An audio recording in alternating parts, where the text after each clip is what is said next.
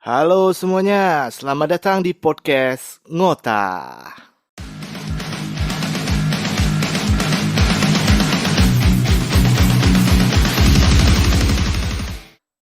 Halo guys, gimana kabar kalian? Semoga dalam keadaan baik-baik saja dan sehat selalu ya. Jadi gua, Ade, mau memperkenalkan kalian podcast kali ini bagian dari segmen terbaru kita.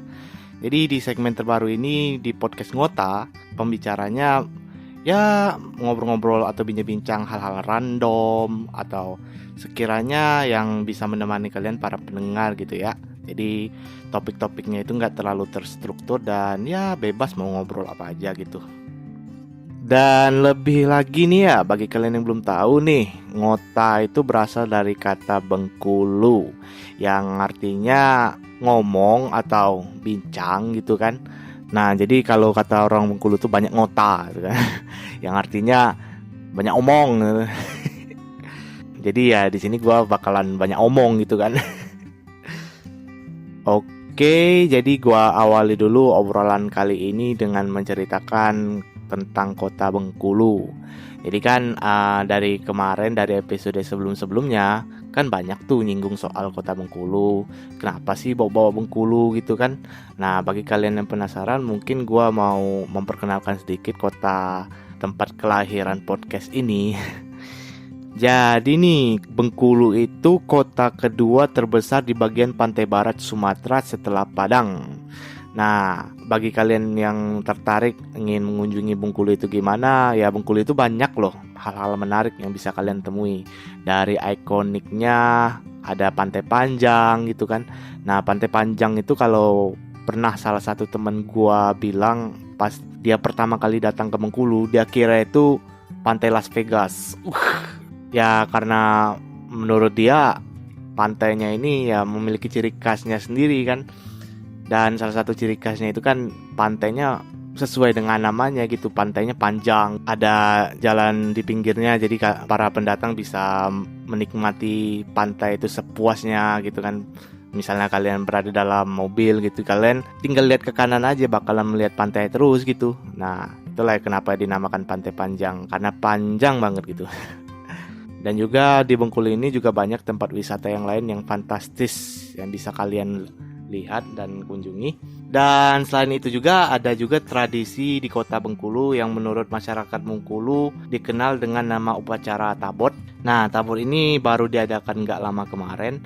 Jadi artian Tabot itu sebenarnya berasal dari kata Arab yang artinya tabut, yang secara harfiah berarti kotak kayu atau peti. Nah, Tabot juga dikenal sebagai peti yang berisikan kitab Taurat Bani Israel.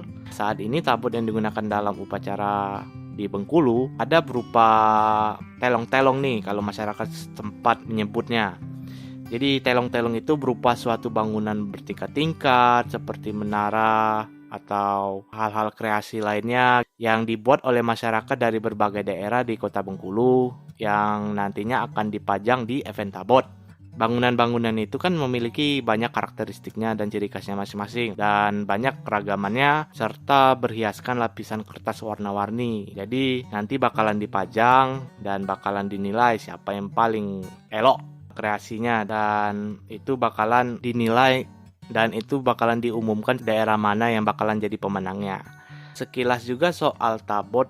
Tabot ini sebenarnya merupakan acara yang mengenang gugurnya Imam Husain bin Ali Abi Thalib, cucunya Nabi Muhammad SAW ketika ditawan oleh tentara Yazid bin Muawiyah di Padang Karbala, Irak.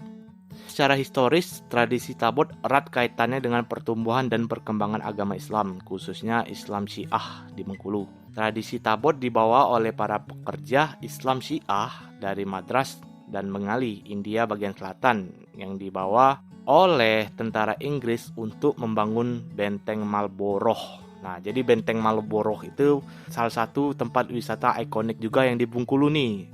Dan bentengnya itu ya kayak benteng pertahanan gitu kan, meriam-meriamnya masih ada di pinggir-pinggirnya gitu. Kalau kalian datang ke situ berasa banget kalian masih kayak zaman-zaman di kolonial gitu kan.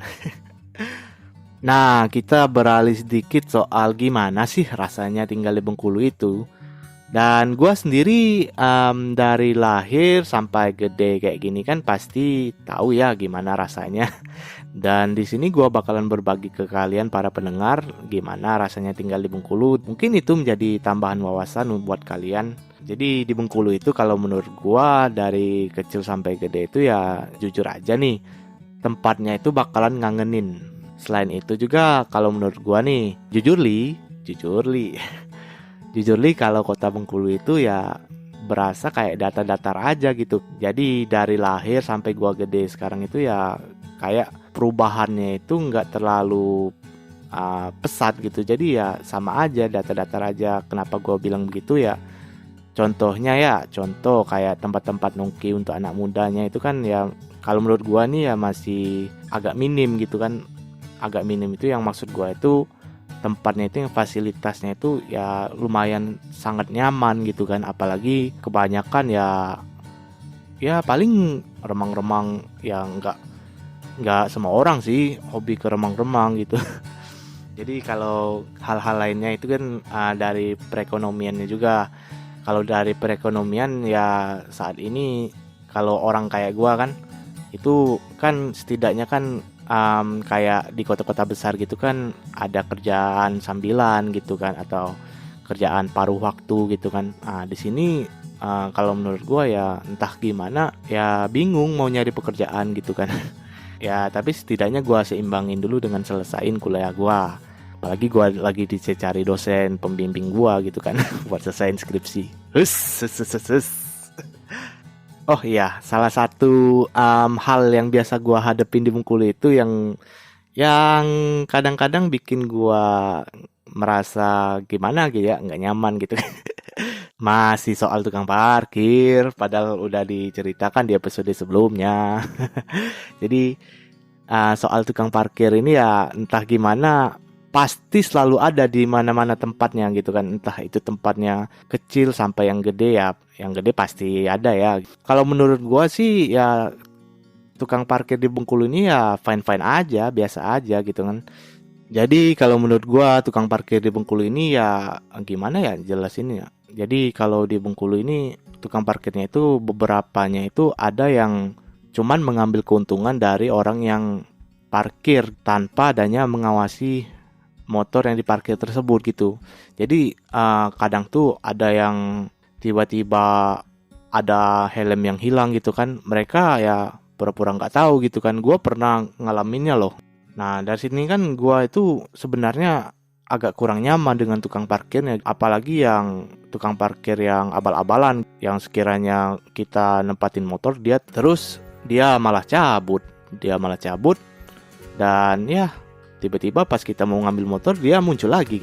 Ya itu kan kayak kelihatan nggak dijaga motornya. Dan ya itu rada nyebelin menurut gua sebenarnya.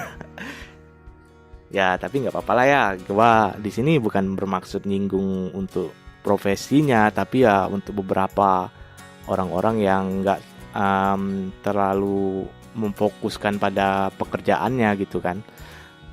Jadi selain itu juga kalau menurut gua masih soal tempat nongki. Gua dari dulu sama temen-temen gua itu kan kadang bingung tuh. Misalnya pas gua lagi ngumpul nih, pasti nanyain terus, "Mau nongki di mana nih? Mau nongki di mana?" Nah, setiap ada pertanyaan itu, kita itu pasti bingung mau jawabnya gimana. Pasti jawabannya entah, nggak tahu. Dan juga ada jawabannya kayak gini. Ya kita nongki di tempat yang nggak ngeluarin duit deh. Nah dari itu aja kan udah kelihatan kalau masih bingung tempat nongki yang enak buat anak-anak muda di Bengkulu itu di mana gitu kan. Ya tempat yang nyaman gitu ya di pantai gitu kan. Namun ada juga nih hal-hal yang jujur buat menurut gua masih agak kurang juga sebenarnya sih. Di pantai itu kan sebenarnya kan tempat umum ya, tempat umum di mana kita itu bisa duduk nyantai gitu kan, menikmati pemandangan pantai. Nah cuman kadang itu kan pantai itu kan kalau siang itu panas dan kita itu kan butuh tempat berteduh. Untuk kita berteduh itu kan setidaknya kan duduk di pondok di pinggir pantai. Rata-rata di pondok itu kita itu ya memang duduk harus bayar. Ya cuman secara logisnya gimana ya, entah itu orang lagi nggak bawa uang atau lagi nggak bawa duit kan, cuman duduk-duduk di pantai aja, cuman ya mau nggak mau harus bayar. Nah dari hal ini gua jujur merasa kurang nyaman. Pernah juga ada di Danau Dendam. Nah Danau Dendam ini salah satu tempat wisata lainnya di Bengkulu. Jadi namanya itu Danau Dendam Tak Sudah. Di danau ini, di pinggirnya itu pasti penuh dengan pondok. Nggak ada satupun space yang kosong buat duduk di pinggir danau itu. Nah, jadi di pondok-pondok itu sempat ada viral kemarin yang dimana ada bapak-bapak yang duduk di situ. Pokoknya secara garis besarnya ribut-ribut soal permasalahan bayar gitu kan. Bayar membayar tempat duduknya gitu. Nah, kalau menurut gua kan itu kan setidaknya perlu di fixing lagi atau diperbaikin lagi gitu. Maksudnya dari setidaknya dari cara Dari cara pelayanannya itu sendiri kan. Karena kan kita itu kan bakalan menjaga nama baik tempat wisata di Bengkulu. Dan apalagi kalau soal jujur, kalau menurut gua kalau tempat duduk di sana kalau bayar-bayar ya nggak apa-apa sih. Cuman ya dan perhatikan juga kalau itu kan tempat umum gitu kan. Setidaknya umum gitu kan bisa didatangi oleh siapa saja gitu kan. Ya paling-paling itulah yang kekurangan yang menurut gua yang gua rasain di Bengkulu. Dan apalagi nyinggung soal ekonomi di Bengkulu nih. Nyinggung soal ekonomi di Bengkulu. Ya kalau di Bengkulu ini kalau sepengalaman gua rata-rata temen gua entah kenapa yang udah misalnya udah dapat pekerjaan, udah dapat usaha gitu kan. Mereka lebih menargetkan untuk ya kerja atau usaha itu di luar Bengkulu karena menurut mereka lebih menguntungkan di luar Bengkulu daripada di Bengkulu. Lah, loh, kenapa nggak di Bengkulu kan? Padahal Bengkulu ini kota besar gitu kan. Nah, dari situ gua kurang paham apa alasannya. Ya apa karena di Bengkulu ini masih kurang memadai untuk memulai usaha kan, gua bingung gitu kan. Nah, dan ternyata setelah beberapa informasi yang gua dapatkan kan, ternyata di Bengkulu ini banyak kekayaan bahan-bahan mentah yang kurang dimanfaatin sebenarnya. Dan contohnya banyak bahan-bahan itu yang cuma dikirim-kirim aja keluar dan bukan lebih dimanfaatin lagi, entah dibuat jadi kerajinan atau dibuat jadi olahan gitu kan. Nah dari sini kan gue mulai berpikir kalau sepertinya perindustriannya yang kurang di Bengkulu ini kan. Setidaknya kan itu kan membantu mendongkrak ekonomi di Bengkulu ini. Semua cuma opini menurut gue ya dari beberapa informasi yang gue dapatkan. Ya tapi ya balik-balik lagi Bengkulu itu nggak terlepas deh. Gua yakin lu semua yang kalau misalnya datang ke kota Bengkulu, lu bakalan mendapatkan kota Bengkulu ini sebagai kota yang bikin kangen gitu kan. Dan apalagi kota Bengkulu ini tempatnya cukup nyaman gitu kan buat kalian yang kira-kiranya ingin liburan gitu kan. Nah, selanjutnya kita beralih lagi gimana sih orang-orang Bengkulu itu. Jadi kalau menurut gua orang-orang Bengkulu itu ya cakep-cakep gitu kan. Terus cantik ganteng gitu. Apalagi ada yang keturunan dari Inggris, kulitnya putih-putih gitu kan. Ada juga kulitnya sawo mateng hitam manis gitu. Rata-rata sih kalau menurut gua top tier lah. Ya, orang-orang Bengkulu gitu kan. Dan apalagi orang-orangnya ramah-ramah tamah gitu. Dan juga terhadap orang-orang luar mereka itu ya pasti menyambut dengan baik gitu kan masyarakatnya. Dan di Bengkulu juga banyak juga suku-sukunya, yaitu suku Lembak, suku Serawai gitu contohnya. Nah karena itu kan banyak tuh karakteristik di Bengkulu itu akan keanekaragaman yang dimilikinya. Nah bagi kalian yang ingin tertarik ya bisa aja sih datang aja ke Bengkulu, kita ngobrol-ngobrol, ngopi-ngopi bareng gitu kan. Nah gua di sini kan ya memperkenalkan Bengkulu, bukannya promosi kayak jual-jualan tiket wisata gitu. Oke, jadi mungkin itu aja sih kalau menurut gua soal pandangan sekilas dari Bengkulu. Dan podcast kali ini ya kurang lebihnya gue bercerita soal sekilas soal Bengkulu itu gimana.